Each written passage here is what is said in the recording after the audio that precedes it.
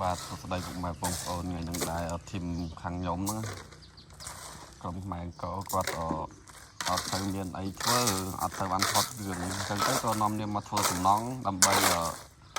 កត់កងជីវភាពតិចតួចនេះខាងគាត់ធ្វើសំណងនៅខាងនេះនៅខាងភូមិខ្ញុំហ្នឹងហើយក៏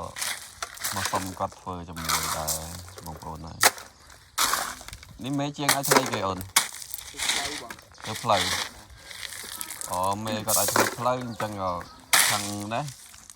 គាត់ចាប់លបងមេគាត់ឲ្យធ្វើលបងហើយខាងនេះគាត់ធ្វើផ្លូវដើម្បីឡានគេមកដឹកអីវ៉ាន់ចូលអញ្ចឹងតោះទៅមើលផ្លូវទៀតបងប្អូន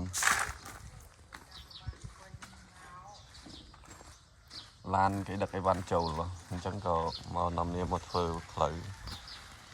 ហើយនេះក៏ផ្ទះចិត្តហើយបងប្អូនហើយកំពុងធ្វើលបងនេះកន្លែងដាក់ធ្វើផ្លូវហើយនេះមេធីមពុស្រស់ដឹកនាំដោយសរីរដ្ឋហៅបងសង្ហាហើយយើងទៅមើលកម្មករ3នាក់ទៀតបិណ្ឌបុកផងកម្មករស្រីមួយទៀតបិណ្ឌលីអូផងឯងយកលីអូតុកឯងគេឃើញលីអូឡា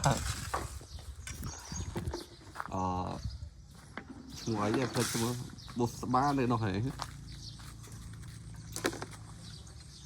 បានមួយថ្ងៃប៉ុន្មានបងដឹងមេដាក់ឲ្យមួយថ្ងៃមកតែពីមួយថ្ងៃ30000ពីថ្ងៃ30000តែបានមួយថ្ងៃ30000ដែរអញ្ចឹងគ្រាន់យើងបងអត់បានទេបានតែកាន់កាមេរ៉ាមែនបុស្បាបានថ្ងៃប៉ុន្មានបុស្បាទៅធំមកមើលខ្មែរមើលខ្មែរថាម៉េច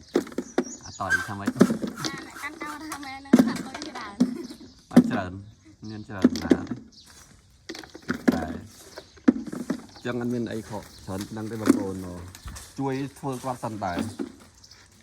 ថតយូរពេកអត់បានជួយហ្នឹងមេធំជេរឡើយបាយ